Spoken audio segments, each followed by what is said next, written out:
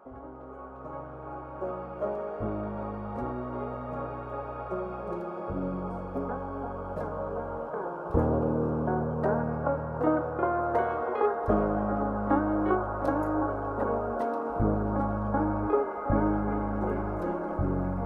гоо зүйн зарим ойлголтуудыг хүргэж байгаа цувралын энэ удаагийн дугаарт уншигч та бүхэндээ ма гэх ойлголтын талаар хүргэхээр бэлдээд байна. Ма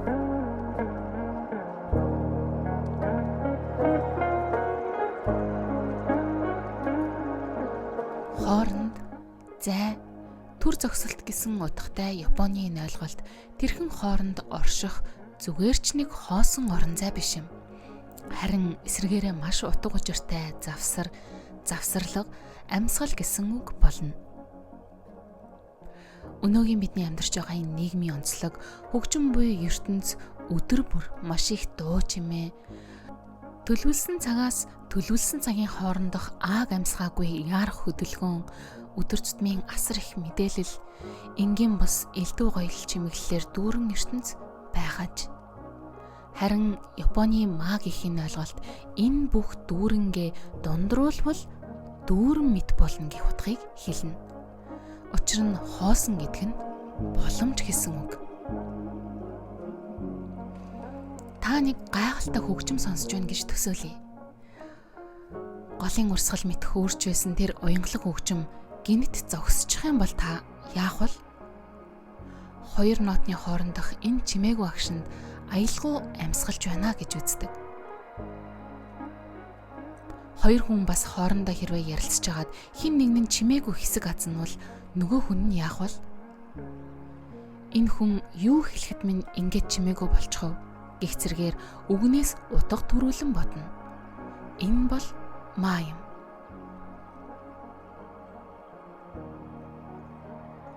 Хэсэг азнах, хэсэг завсарлах тэр агшин танд шинэ ухаарлыг, шинэ бодрлыг төрүүлж байдаг. Өөрөөр хэлэх юм бол хүн чимээгүй болж байгаа тэр агшин, тэр чимээгүй байх хугацаанаас шинийг бий болгож, бодож, тунгааж, өмнөхөө эргэн харж байна гэдэг ойлголт байна. Тэр утгаараа Японы архитектурч гэсэндээ адилхан маг ашиглах нь илбэг байдаг. Өрөөг олон тавилга, ирээ миран зүйлсээр дүүрэхийн оронд хоосон орон зай эхийг үлдээж түүгээрээ гоо сайхныг илэрхийлдэг. Энэ бол орон зай дах ма юм. Та ахин нэг удаа Японы уламжлалт өрөөнд орж байна гэд төсөөлтөө. Шал нь хоосон татами байна. Хан нь энгийн цаасан, тавилга бараг байхгүй. Эхэндээ танд хоосон өрөөнд орж байгаа юм шиг санагдана. Гэхдээ удахгүй тэр орон зай танд ямар ч дарамт өгөхгүй, харин ч амьсгалж, амьдарч, бодож эхэлдэг орон зайтай нь болголно. Тэр хоосон хэсэг бол дутуу биш, харин ма юм гэж тайлбарлагдж байгаа юм. Тэр хоосон орон зай гэрэл, сүүдрийг тов тодорхой харуулж, хаалгаар, цонхоор ирж ирэх салхины хөдөлгөөнийг мэдрүүлж, хүний оршихуйг илүүтэй тодруулан гайхуулдаг. Тэр утгаараа Японы архитектурын хамгийн чухал объект нь заримдаа юу ч биш байх нь элбэг.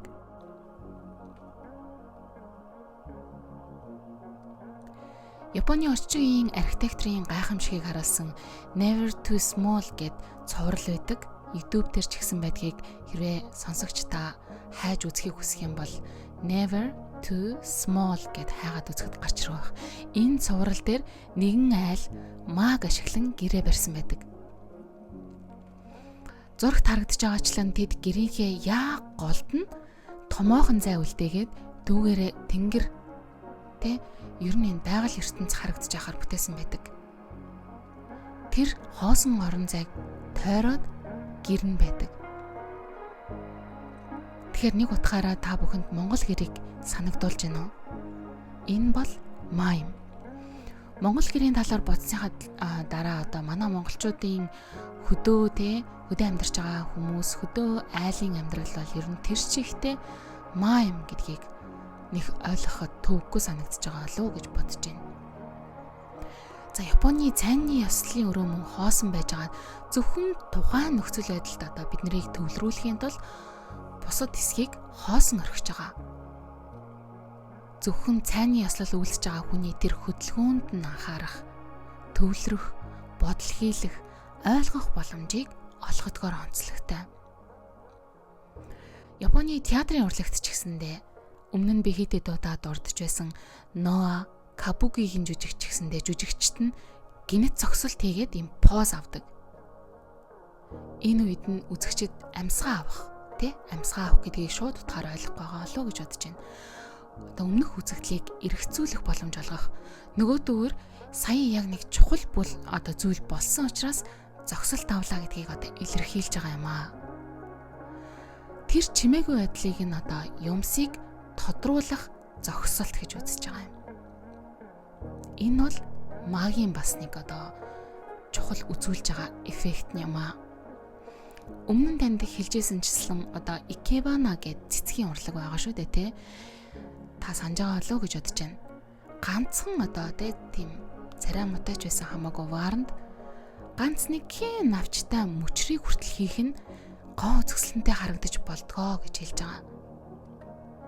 Тэр мөчөрт бүх гол зангилаа байгаа та бас харин тэр мөчөр өөрөө хоосон орон зайтай хэрхэн харилцаж байгаа нь гоо үзэсгэлэнтэй харагдаж байгаа юмаа гэж икебана тайлбарладаг. Маг бол икебанагийн урлагт бол маш их ашигладаг гэж үздэг.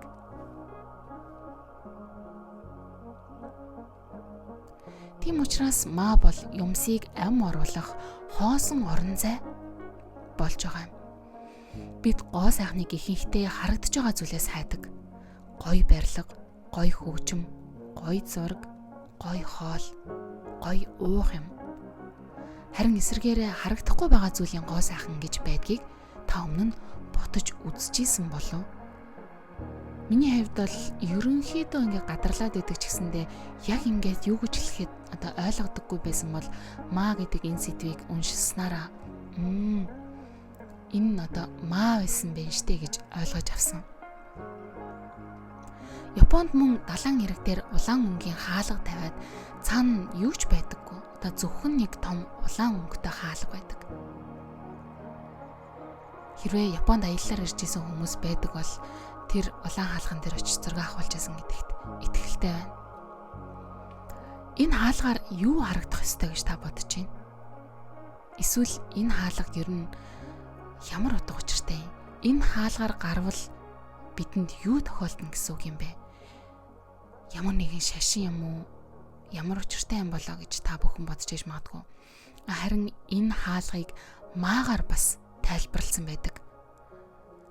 Цаа тал нь хоосон байгаа учраас та тэр хаалгаар юу ч төсөөлөн бодож болно. Муу зүйлийг орхиод сайн зүйл рүү орж болно. Эсвэл хуучин бүхнээ орхиод шинэ зүйл рүү алхан орж байна гэж. Эсвэл өвчин шаналлаа орхиод эрүүл амьдралын хэв маяг руу орж байна гэгчлэн тэр хоосон байгаа орон зайг та юугаарч орлуулж болно гэж үзэж байгаа юм. Хоосон гэдэг зүйл өөрөө ийм утгатай байх нэ. Энэ хаалганы талаар ярьсных одоо маа гэдэг ханзны талаар та бүхэндээ ярьж өгье гэж бодож байна. Одоо энд харагдаж байгаа маа гэдэг ханз бол хаалга болон нар гэсэн хоёр ханзны нийлбэр байх өгөөд хаалгаар нар орж ирж байгаа гэх ойлголтоор Японы уламжлалт маягийн өрөөнүүд нь хаалга онгорхоо үлдээгээд түүгээрээ нарны гэрэл орж ирэх боломжийг олгож байдаг гэдэг одоо тий тэр хаалгаар нарны гэрэл орж ирж байна гэдг нь өөрөө одоо маа болж байгаа юм л та.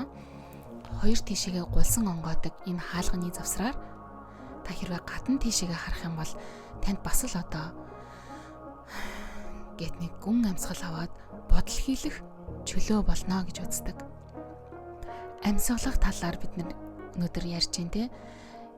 Тэгээ өнөөдрийн нийгэмд бид ингээд нэг бүрэн гүйцэд амьсгалах нэг чадваргүй болтлоо хитрхи их яардаг, хитрхи их сандардаг, түгшдэг, хитрхи хичээдэг тийм болцсон байдаг штэ те.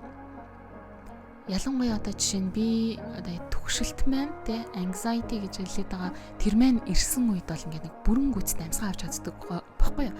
Тэгэл одооний энэ бясалгалууд, йогууд бүгдээрээ юм зөв амьсгалах техникүүдийг заадаг. Зөвхөн йог бясалгал хийхгүй үед ч гэсэндээ одоо YouTube дээр бол зөв амьсгалах техникийг заасан видеонууд маш өндөр үзэлцтэй байдаг. Энэ бол хүмүүс тэ бүрэн бүтэн амьсгал авч чадхаа болцсон байгааг илэрхийлж байгаа. Тэр утгаараа тэ бидэнд нэг амьсгаа авах боломжийг олгож байгаа юм аа гэж энэ маг үзээд байгаа байхгүй юу? За мөн каллиграф болон Японы олон уран зургуудад хоосон орон зайг үзэгчдэд үлдээдэг. Энэ нь мөн орон зайн ма. Тэ орон зайн ма болон тухайн бүтээлийн зохирлоор илүү тэр гоо сайхныг тоцтогч гинэ гэж үздэг. Одоо энэ Европын орнуудад тэ англи хэл дээр тэ одоо сүүлийн үе залуучууд англиар маш их ярьдаг болсон. Тэгээд янз янзын подкастуудыг сонсож байхад ч юм уу доор нь сэтгэл дээр тэ ингээд ярилцагч нь нөгөө хүнтэйгээ юм ярьж байхдаа ингээ хоёлаа нэг хэсэг жоохон чимэг болоод тэ айгүй инээжсэн гинт нэг чимэг болоод ингээ дараагийн одоо яриа эхэлтэл түр зур нэг юу ярихаа мэдэхгүй хэсэг атсан дээ ч тэ тэрийг нь одоо awkward silence гэж хэлээд байдаг. Уг нь бол хүмүүс юм ярьж байгаад ингээ чимээгүй болох. Тэгээ тэр нэг чимээгүй болох агшин бол уг нь энэ болж байгаа процесс байж болох тийм натурал үзэгдэл байдаг бол одоо бол тийм чимээгүй байдлыг бол тэ нэг тийм эвгүй сонин тэ нэг тиймэрхүү зүйл юм шиг хардаг болсон байгаа байхгүй юу? Тэрийг тэгж хүлээж авахгүйгээр харин өөр шин зүйлийн талаар ярих одоо таслал болж байна. Ярьж байсан зүйлээ эргэн нэг харах боломж олдож байна гэдэг ч юм уу те. Яг ийм яриан дундуур таслал авдаг юм бол зөвхөн бидний яриан дунд биш те. Одоо янз янзын алдартай илтгэлүүд донд бол ийм хоосон хэсэг үлдээх таслал авч чимээгүй болох энэ төр бол бүр одоо энэ маг ашиглаа сурцсан байдаг гэж хэлж болно. Хөгжмөндөр хүртэл энэ маг ашиглаж ин гэдэг чинь бидний яриан дунд бол натуралаар маа одоо үүсэх нь бий болох нь бол энгийн зүйл шүү гэдэг тэр сэтгэлгээг одоо суулгах хэрэгтэй юм шиг байгаа юм л да. Тэгэл тийм би нэг профессорын яриаг сонсож байхад тэр профессор тэгж иржсэн англиар би хэрвээ одоо Америкт ялангуяа хэрвээ хүмүүстэй юм ярьж байгаа юм бол ингээд тасралтгүй юм ярих хэрэгтэй болдог. Гэтэл Японд бол бид нар юм ярьж байгаа дундуур нь ингээд хэсэг чимээгүй болоод азандаг. Тэ энэ бол ингээ зүгээр нэг тийм соёлын маань. Тэ зүгээр л соёлж байх уу зүгээр л ингээ хүмүүсийн хийдэг энгийн зүйл гэж хэлж байгаа юм л да. Тэгэхээр тэр awkward silence center гэдгийг би жоохон ахиж нэг удаа бодож үзээсэй гэж залуучуудыгаа хүсдэгэ. 1653-аас 1725 онд амьдарч байсан Японы театрын зохиолч Кабуки жүжигийн одоо зохиолчдаг байсан нэг хүн байна л да.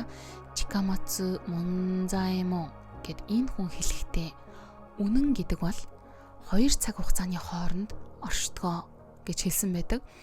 Тэр 2 цаг хугацааны хооронд оршиж байгаа гэдэг нь яг тэр нэг 2 зүйл болж өнгөрөх дундах тэр silence-тэй тэр чимээгүг тэр хоосонг хилээд байгаа юм л да. Тэр маг. Тэгэхээр тэр чимээгүй болж байгаа тэр хооронд үнэн оршиж байна гэж тэр хүн хэлж байгаа юм аа.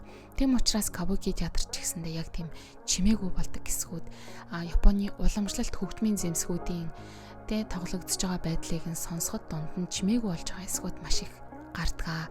Та хэд маань энийг сонсож дууссныхаа дараа Кабуки театрын ч юм уу эсвэл Японы уламжлалттай манай одоо морин хуур энэ шиг тийм хөгжмүүдийг нь сонсоод үзээрэй дундуураа маш их тийм таслалууд авдаг. За тийм учраас бид одоо өөрсдийнхөө амьдарч байгаа гэрт хийж байгаа ажилд ярилцж байгаа ярианд бодож байгаа бодолтой ч гэсэн маа байна уу гэж хаяа бодож явах хэрэгтэй юм болов. Одоо бол одоо зүгээр суухыг байж болохгүй зүйл мэтингээ бид нар боддог болсон шүү дээ. Автоматар хинч одоо тэгж хэлээгөө бити зүгээр суу гэж хэлээгүй хатал цаанаасаа нэг хайрын цаг хугацаа гэж санагддаг ч юм уу зүгээр суучдгаа альцсан. Ямар нэг юм хийнгээ ямар нэг юм хийдэг. Нэг юмыг дангаар нь хийхээр нь болцсон. Тэгэхээр бүр тэр маа гэдэг ойлголт бүр байхгүй болоод байгаа гэж хэлж болно. Огт юм хийхгүй сууж өөрийнхөө талаар эргцүүлэхээ бүр болсон. Одоо ингээл юм угаахтаа хүртэл юм сонсч идэг. Аяг тавгаа угаахтаа ч гэсэндээ ямар нэг юм подкаст сонсоод ингэж идэг. Тэгээ ингээд ахаар ерөөсө бодох боломж байхгүй, эргцүүлэх боломж байхгүй. гэд өөрлөгөө аваад л байдаг. Тэгээ түүнийгээ дотроо боловсруулах боломжгүй гэж хэлж болж байгаа юм. За энэ жил болохоор миний хувьд өөрийнхөө энэ төвшөлттэй маг ашиглаад одоо тэмцэж үзэхээр шийдээд байгаа. Мэдээж энийг одоо ашиглаад бүрэн үгүй болно гэж байхгүй. Гэхдээ бас нэг аргаа болгож ашиглаж үзнэ гэж бодож байгаа. Би одоо яагаад түгшээд энгийн зүйлээс айгаад нэг айсан зүйлсийнхээ эцсийг нь хүртэл шалгаж нэгтлэхгүй бол бүр ингээд сүултээ биехээ хаа нэгтээ өвтөөд хөндүүрлээд одоо зовоогоод байдаг. Тэр түгшилт тэрэндээ энэ маг ашиглаж тулж үзье гэж нэг бодож байгаа. Одоо яаж гэдгийг энэ тайдтай тайлбарлаж өгье л да. Тэгэхээр хамгийн энгийнээр хэрэгжүүлэх эхний алхам бол өглөө болгон магийн дасгал хийнэ. Тэр бол та өглөө босоод утсаа шалгахаас өмнө, кофегоо уухаас өмнө зүгээр юу ч хийхгүй яг 10 минут суух явдал юм аа. Бясалгал хийх гэж ч хэрэггүй. Зүгээр л 10 минут яг тэр цаг хугацаанд оршино. Ямар нэг юм одоо өөрийнхөө дотроос битгий хай. Ямар нэгэн асуудлын шийдлийг олох гэж битгий бод. Ямар нэгэн шин санаа олох гэж битгий зүтэг. Зүгээр яг тэр үедээ байгаа өрөө, орчин, өөрийн дотор байгаа зүйлсээ л анзаарнаа гэсэн үг байна. Тэгээ одоо ингээд бясалгал хийхэд бид нар жишээлх юм бол амьсгал дээрээ төвлөрдөг, өөрийнхөө одоо бие дээрээ төвлөрдөг, өөрийнхөө одоо хөлийнхөө хуруунаас ахуулаад өснийхаа тэ үзүүр хүртэл сонсоод мэдрээд эрүүл байгаа эргэтнүүдтэй талархаад үүдсэн байгаа эргэтнээ хайрлаад тэрчгээр нь хүлээж аваад тэгээ түүндээ баярлаад илүү тэрэнд төвлөрдөг штэ. Энэ бол бас л нэг төрлийн одоо бидний ямар нэг юм төвлөрж байгаа одоо хоосон биш байгаа гэсэн үг. Тэгэхээр маг хийхэд болохоор зүгээр л та одоо тэр байгаа орчноо ажиглана уу. Тэ дотор чинь ингээд үүсэж бий болж байгаа тэр бодлуудаа ажиглана уу.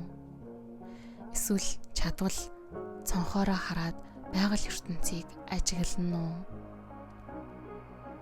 Юу ч хийхгүй яг нэг тийм нэг 10 минутыг өөртөө зарцуулна.